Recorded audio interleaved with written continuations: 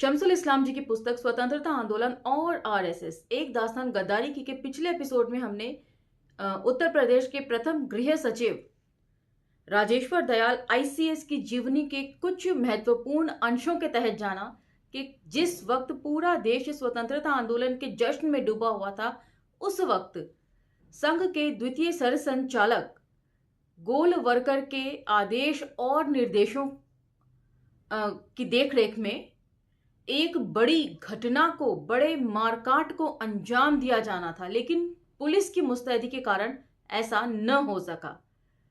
बावजूद इसके कि गोलवरकर को गिरफ्तार किया जाए, प्रशासन ने अपने ढुलमुल रवैये के चलते उन्हें भागने का पूरा सुअवसर दिया और उसके बाद वे शायद पकड़ाई में कभी आए भी नहीं। हर बार चकमा देकर भाग जाया करते थे अधिकारियों को, पुलिस अधिकारियों को। तो ये सभी कुछ हमने पिछले एपिसोड में कवर किया था।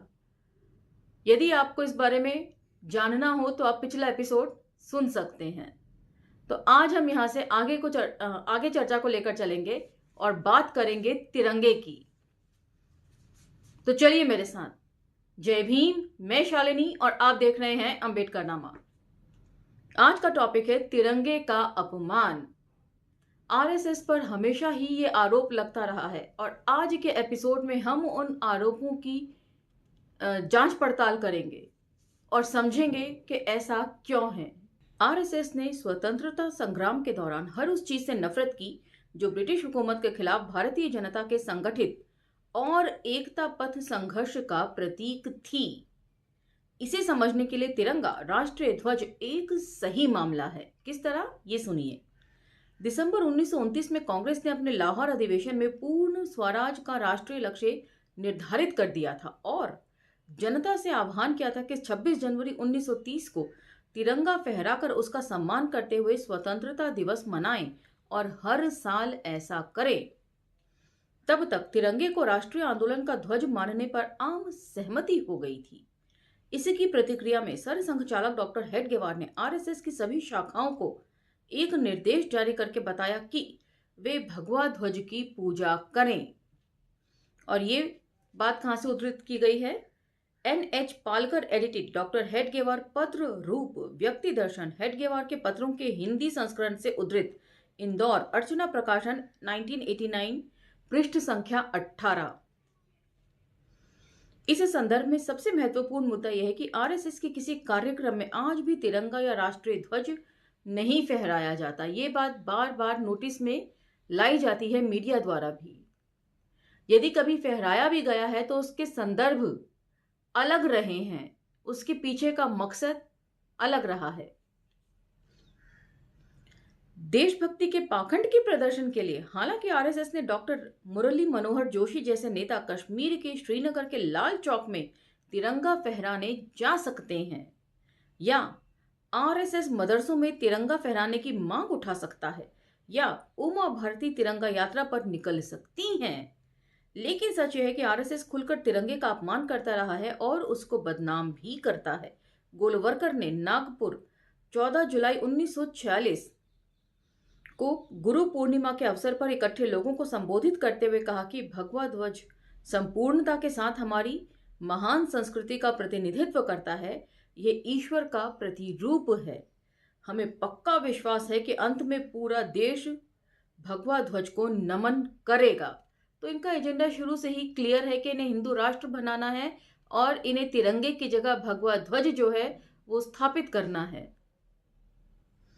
और ये बात जो है आप क्रॉस चेक कर सकते हैं श्री गुरुजी समग्र दर्शन वॉल्यूम 1 पेज नंबर 98 वहां पर।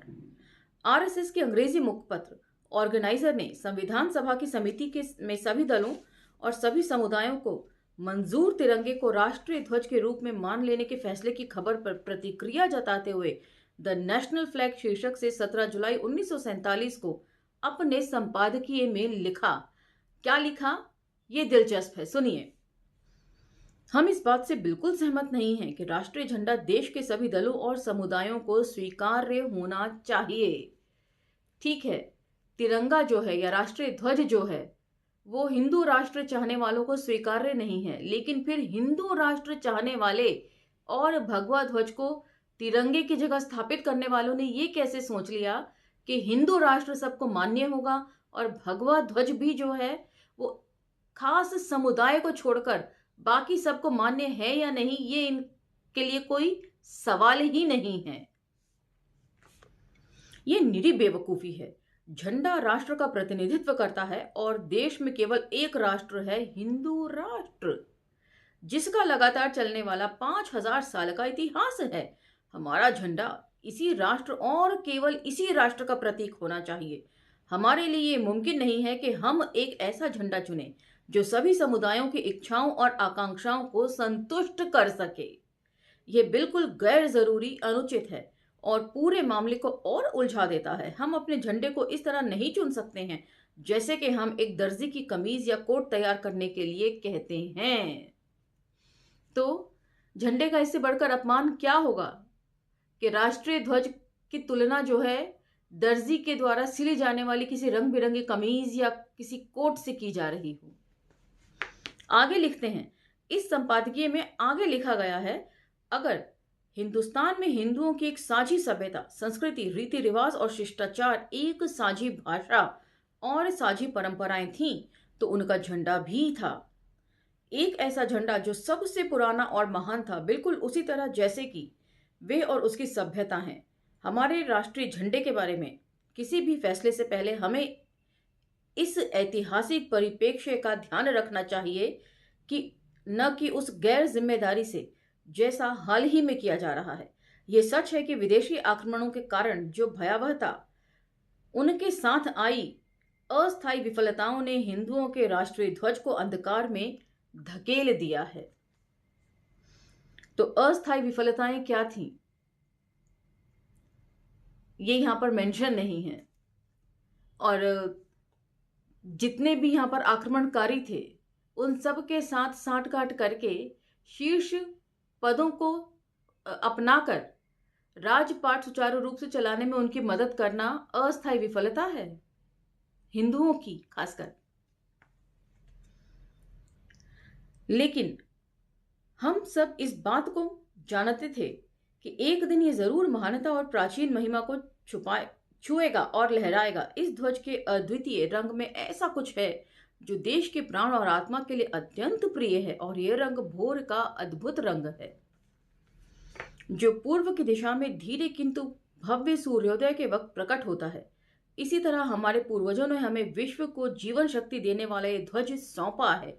वे सिर्फ अज्ञानी और दुष्ट हैं जो इस ध्वज के अद्भुत आकर्षण, इसकी महानता और भव्यता को देख नहीं सकते।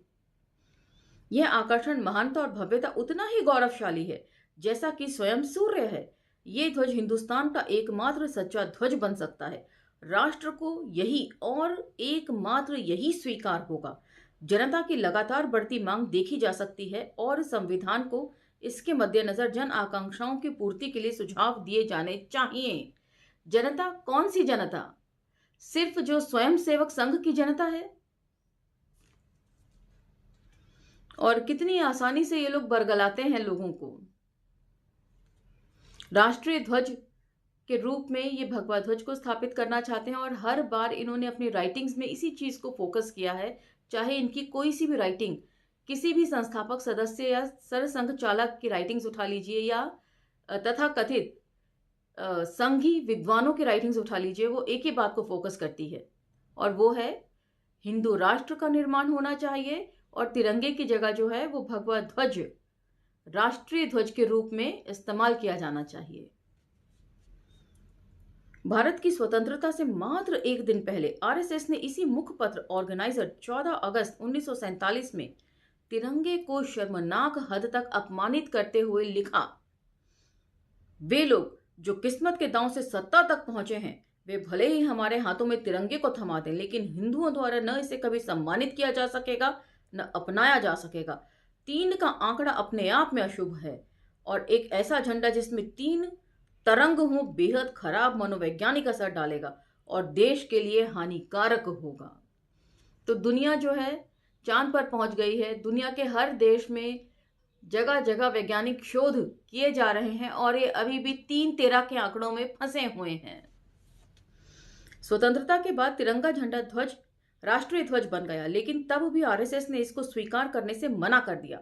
गोलवलकर ने विचार नवनीत में राष्ट्रीय झंडे के मुद्दे पर अपने लेख पतन ही पतन में तिरंगे की अवमानना करते हुए लिखा।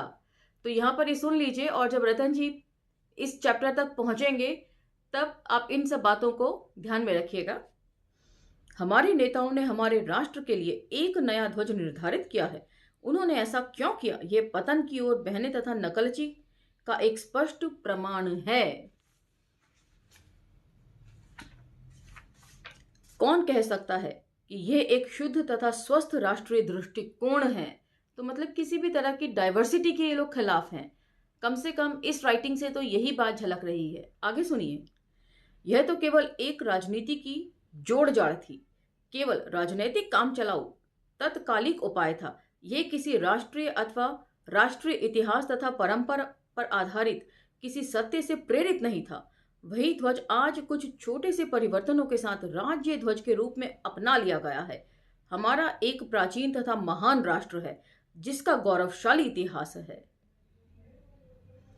तब क्या हमारा अपना कोई ध्वज नहीं था? क्या सहस्त्र वर्षों से हमारा कोई राष्ट्रीय चिन्ह नहीं था? निसंदेह था। तब हमारे दिमागों में ये शून्यतापूर्ण रिक्तता क्यों? विचार नवनीत 1996 पेज 237 से 238। तो यहां पर कुछ 2-3 बिंदु हैं जिसके ऊपर मैं आपका ध्यान दिलाना चाहूंगी। सबसे पहले तो ये बोलते हैं कि हमारा गौरवशाली इतिहास था और जो है हमारा एक प्राचीन और महान राष्ट्र रहा है। तो यहाँ पर सभ्यताओं की बात की जाती है। राष्ट्र जो है, भारत एक राष्ट्र के रूप में राष्ट्र तब बना जब अंग्रेजों ने इसे एक राष्ट्र के रूप में पिरो दिया। इसके लिए तो हम सभी भारतीयों को अंग्रेजों का शुक्रगुजार होना चाहिए कि उन्होंने भारत को एक राष्ट्र बना दिया। उससे पहले ये राष्ट्र कहाँ था? ये तो एक बड़े भूखंड पर छोटी छोटी रियासतों, राजे रजवाड़ों का टुकड़ों में बटा हुआ एक भूभाग था। तो किस राष्ट्र की बात ये लोग कर रहे हैं? यहाँ पर सभ्यताओं की बात रही है, जैसे हड़प्पा संस्कृति, हड़प्पा सभ्यता, मोहनजोदड़ो सभ्यता। तो कभी भी ये एक राष्ट्र नहीं था, एक बड़ा भूखंड था जिसमें इन संस्कृतियों, तरह तरह की संस्कृतियों, रीति रिवाजों को पनपने में सहायता मिली। यदि आप इतिहास देखेंगे तो आज हम उसको भारत के तौर पर सहूलियत के लिए इस्तेमाल कर लेते हैं, लेकिन ये भी एक राष्ट्र के रूप में अंग्रेजों की देन रहा है। उससे पहले ये तरह तरह के राजे रजवाड़ों जो आपस में लड़ते थे, उसी तौर से आप इतिहास भी इसका पढ़ सकते हैं। तो ये कोरा झूठ है कि ये एक कभी राष्ट्र था और 5000 साल से ये हिंदुस्तान था। ऐसा नहीं है। तो इसी के साथ ये एपिसोड समाप्त होता है। ये आपको कैसा लगा हमें ज़रूर कमेंट सेक्शन में बताइएगा और अम्बेडकर नामा को लाइक, शेयर, सब्सक्राइब करना ना भूलिएगा। धन्यवाद।